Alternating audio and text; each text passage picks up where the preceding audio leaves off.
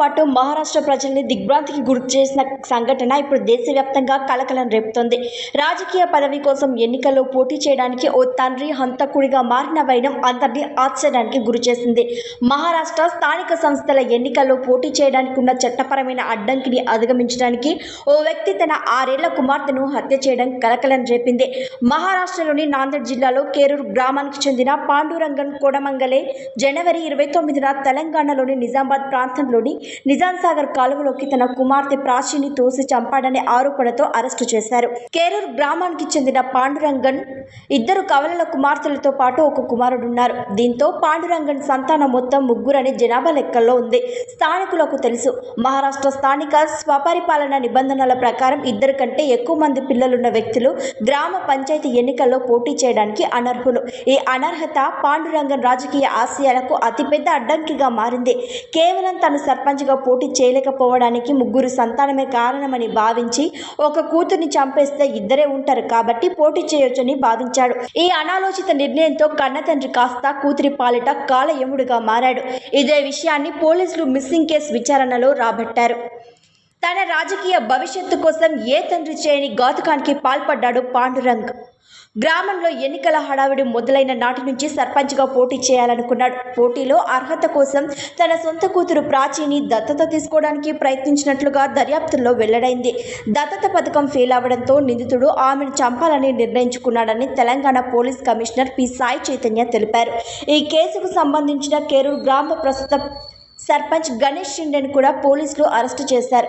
3 పిల్లలు ఉండడం వల్ల పాండురంగన్ చట్టబద్ధంగా అనర్హుడని తెలిసినప్పటికీ షిండే పాండురంగన్ను తన ఎన్నికల ఆశయాలను కొనసాగించమని ప్రోత్సహించడమే కాకుండా అతని కిరాతకమైన ఆలోచనకు మద్దతు ఇచ్చినట్లుగా పోలీసుల ఎంక్వైరీలో తేలింది. జనవరి 29 నిజామాబాద్ జిల్లాలోని బోధన్ గ్రామీణ పోలీస్ స్టేషన్ పరిధిలోని నిజాంసాగర్ కాలువలో గుర్తు తెలియని బాలిక మృతదేహం కనుగొనబడింది. అయితే చనిపోయిన బాలిక వివరాలు తెలియకపోవడంతో పోలీసులు వివరాలు రాబట్టేందుకు ఫోటోను డిపార్ట్మెంట్ వాట్సాప్ గ్రూప్లో షేర్ చేయడంతో అసలు నిజం బయటపడింది. కానిస్టేబుల్ బాలిక ఫోటోను వాట్సాప్ గ్రూప్లో షేర్ చేసిన కొన్ని గంటల్లోనే మహారాష్ట్రలోని ముఖేడ్ తాలూకాలోని పోలీసులు ఆ బాలికను ప్రాచీగా గుర్తించారు.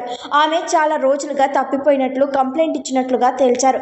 బాలిక మిస్సింగ్ కేసు విచారణ మొదలుపెట్టిన పోలీసులు బాలిక తండ్రి పాండురంగన్ని ప్రశ్నించారు. అయితే అతను పొందనలేని సమాధానాలు చెప్పడంతో అనుమానించిన పోలీసులు అతని మొబైల్ లొకేషన్ డేటాను ట్రాక్ చేయడంతో బాలిక తప్పిపోయిన రోజున తెలంగాణలో ఉన్నట్లుగా తేల్చారు. నిరంతర విచారణ తర్వాత నిందితుడు తానే ఇదంతా చేసినట్లుగా నేరాన్ని అంగీకరించాడు. 29 జనవరి మనకి ఏఆర్పి క్యాంప్ దగ్గర D46/8 నిజాంసాగర్ కాలువలో ఒక 6 ఏళ్ల పాప మృతదేహం కనపడింది. అనుమానాస్పద పరిస్థితుల్లో అమ్మాయి ఆడ చనిపోయి ఉండడం, దాని మీద మనకి ఇన్ఫర్మేషన్ వస్తే ఇమీడియట్గా అంటే చిన్న ఏసీపీ గారు, తర్వాత సిఐ అండ్ ఎస్ఐలు సీన్కి వెళ్ళడం జరిగింది.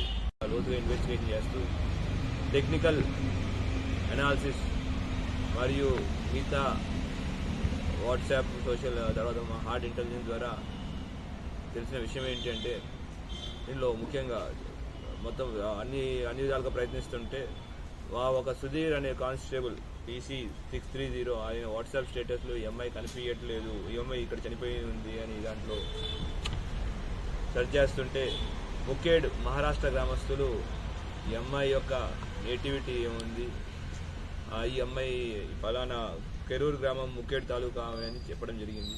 మహారాష్ట్రలో గ్రామ పంచాయతీ ఎలక్షన్స్ ఉన్నాయి, కానీ ఎలక్షన్స్లో పోటీ పడాలి అంటే 2 పిల్లలే ఉండాలి అనే ఒక నియమం ఉంది.